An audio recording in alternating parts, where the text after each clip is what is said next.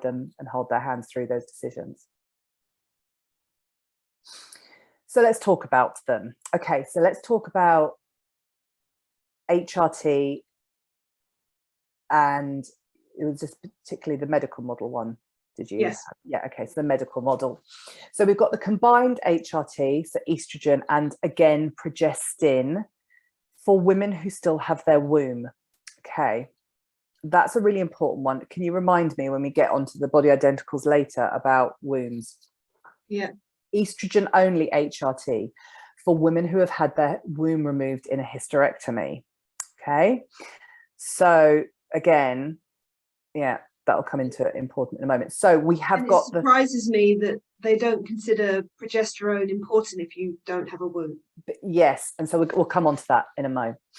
Okay. So oral pills and tablets, vaginal creams, pessaries, rings, and transdermals, implants, patches, sprays, and gels.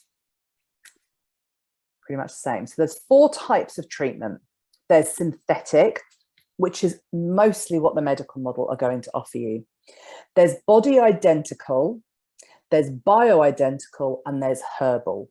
Okay, so these were the 4 different pathways that I didn't know existed when I first started on this delightful journey. So let's break it down. Synthetic HRT, actually that's where that slide should go, is the one that I just told you about. It's the pessaries, the blah, blah, blah, blah, blah, that previous slide that I asked Laura if that was the medical model. These are very readily available and becoming more available because as of this week, you can now self-prescribe them and go and buy them over the counter, but only estrogen. Can relieve symptoms in some women. So some women go, okay, no, like as soon as I went on HRT, it was a game changer. Most women will say, I feel better with it, but I don't feel amazing. And what I like to say to women is you absolutely deserve to feel amazing. Like, don't settle for better if before that it was rubbish. So body identical HRT is something that you can get from the GP. And it is this box here called Utrogestin. The pump is not it, but this box here called Utrogestin. This is a natural progesterone that you get on prescription from the GP. The only downside is it contains soy and peanut oil, which some women are intolerant to. Or allergic to. Yeah, or allergic to. Why, God, why they would actually have that in there. But anyway, Utrogestin is an absolute game changer for many, many, many, many women. It is this body identical progesterone. Some GPs will issue it, some don't. Now, the reason they don't tends to be because they don't know about it. Now, again, Davina McCall funded, like, yeah, I don't know if you know, but menopause training is optional for GPs. And Davina McCall highlighted this, and she has set up that work, the charity who are funding now training for GPs. And so we're trying to rectify that. So the ones who've never been trained on menopause don't even know it exists. And I believe it actually started out as part of a fertility treatment and then has ended up in HRT.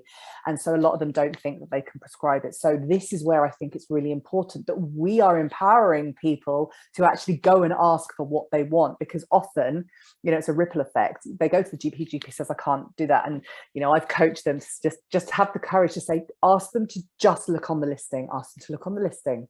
And then they say, could you look on the listing, please? And they go, oh, I didn't even know that was possible. And then they go, okay, yes, well, it's on the listing, so you can have it. And then the next woman who goes along, you know, this is how we start to change the world. So that's the progesterone. It contains soy and peanut oil, but it's made from yams. Okay, so the way that, and soy, but the way that it works, it just, when you look at it all biochemically, it looks more like our hormones. It's a lower risk than the others. Nothing is ever risk-free, but it is a much, much lower risk because our body can metabolize it. Our liver can clear it out much easier, and we're not going to get a build-up because it's more easily metabolized.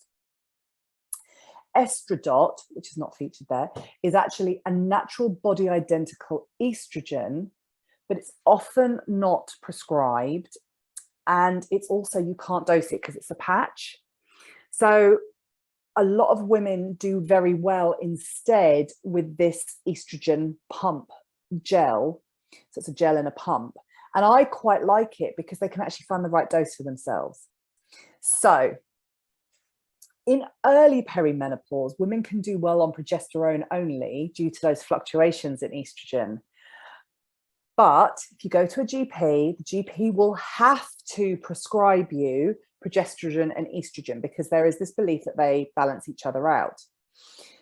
It's not necessarily true, especially when you don't need it. And so I found all this out working with specialists on Harley Street. You don't actually need it in that perimenopause phase, not until you start getting some of the estrogen symptoms. So that's why I like women getting the pump, because it might be that the doctor says, well, have 2 pumps a day. And I say, well, try 1 pump a day, see how you get on. Oh, I still feel awful. Okay, well, give it a go without, see how you get on. So I really recommend that women actually do the research for themselves. Obviously, can't tell them to go against their GP, but very often if they do the research for themselves, they can actually find the right dose for them. I would never recommend to go over a dose. You never want that.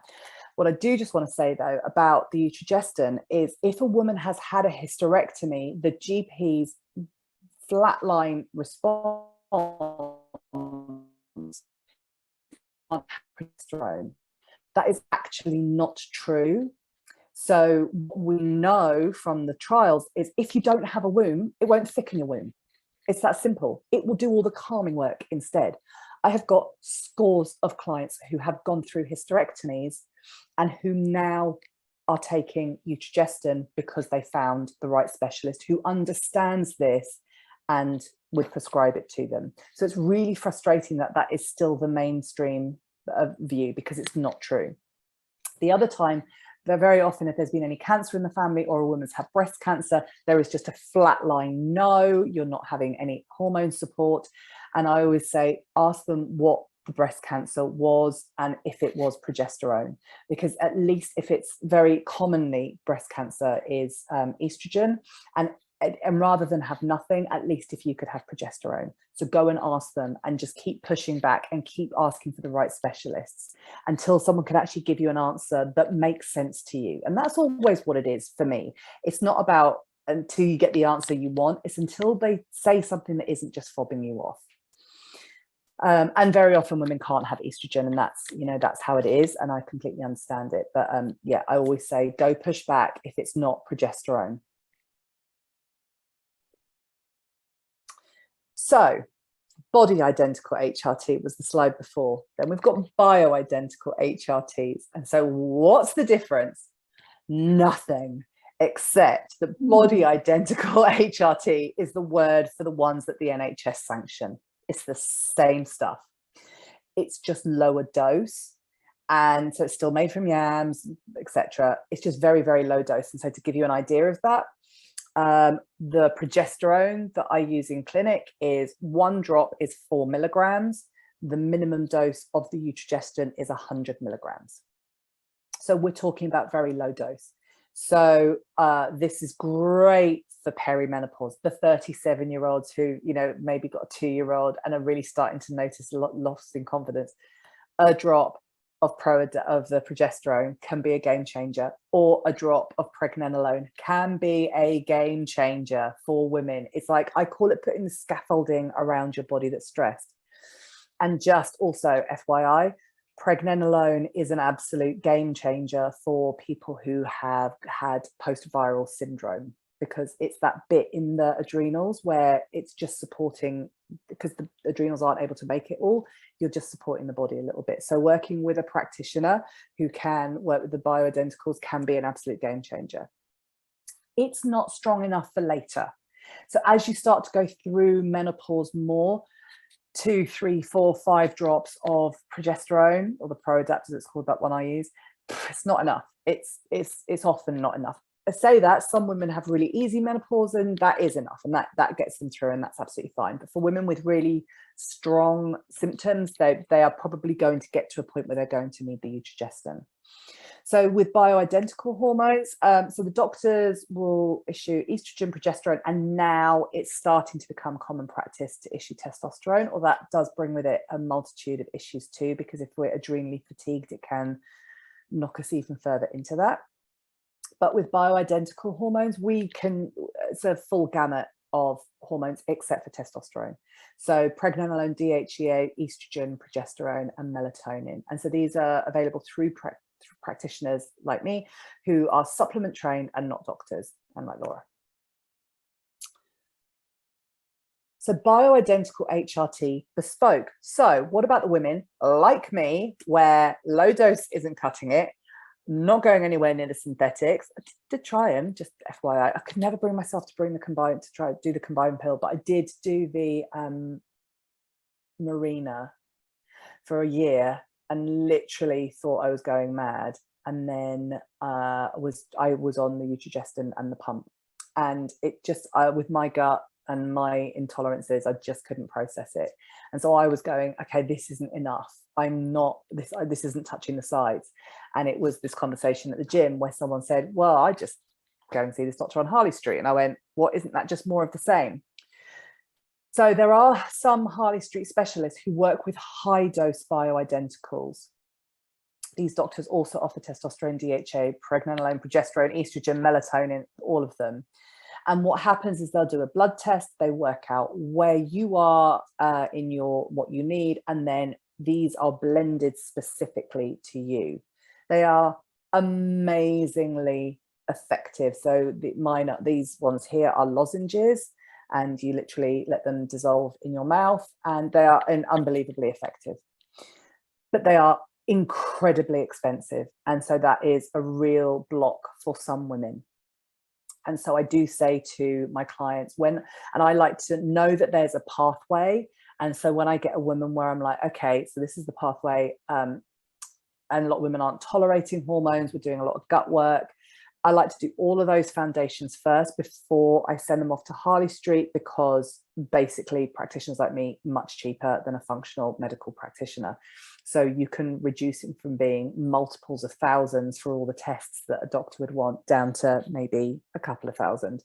And then the hormones themselves usually work out about £100 a month. But in the first, whilst you're getting used to what you need, it can be up to £400 a month whilst they're trying different levels and making sure that you're okay with them. So it is really expensive. So I do say to people, you're going to have to budget for a good few £1,000s, and let's do all the gut work and everything that you could possibly need to do before you go there, so that your foundations are in place and you're not paying for that.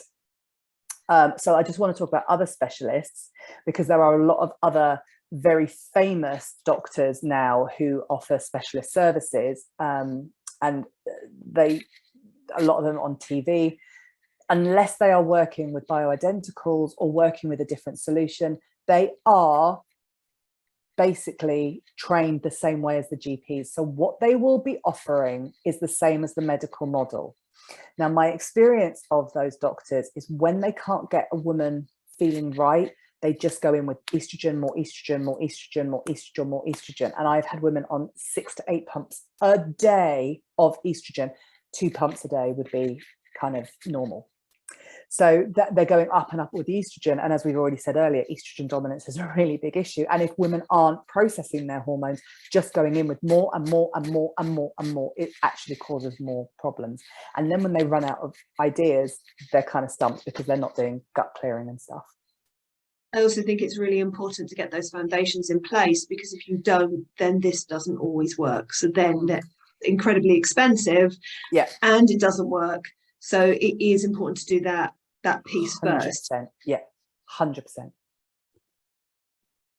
So herbal HRT. So for women who really don't want to go anywhere near actual HRT, then we can start to look at herbal options. So maca and soy. So maca is a root. It's disgusting, but it tastes disgusting, but it is really, really effective at stopping hot flushes in the perimenopause phase. It can actually make things worse in sort of postmenopause. Do you quite like it? Yeah, I think it tastes like pudding. Oh no, literally what's very gag, but it's really effective. And for women in the early perimenopause, 3 teaspoons of, it's called gelatinized maca for 3 weeks. So 3 teaspoons a day for 3 weeks, absolute game changer for hot flushes. I was shocked when it worked. I don't know why, because, you know, I do herbal stuff all the time, but I was like, it's never going to work. I was literally dripping. This is never going to work. Oh, it kind of worked. But there will come a point where it stops working. That's kind of the problem with it. Soy, as much as I'm not a big fan of soy for a variety of reasons, actually soy is phenomenal. And especially sometimes I, you know, get women through a whole menopause just on a couple of drops of bioidentical with soy. Some women don't want the bioidentical, so they just have more soy. Evening primrose oil. So this is why we shouldn't be feeding soy to teens as well. Like, it's going to really mess up your estrogen receptors, like massively mess it up. Evening primrose oil is also estrogenic. Chaste tree, as Laura was saying earlier, it's actually a way of boosting progesterone. So we've got the top three are estrogen, and then you've got chaste tree. And shatavari is a really wonderful adaptogenic herb for menopause, which can be an absolute game changer for some people for night sweats. This is much safer, but it just doesn't work for everybody, I think. And also we've got there's the old-fashioned things like what was it called, black cohosh. Some people swear by it. Then I think basically the women who have really robust adrenal glands and haven't ruined them partying hard in the 90s, that they're the ones who actually, where this approach and things like black cohosh are going to work.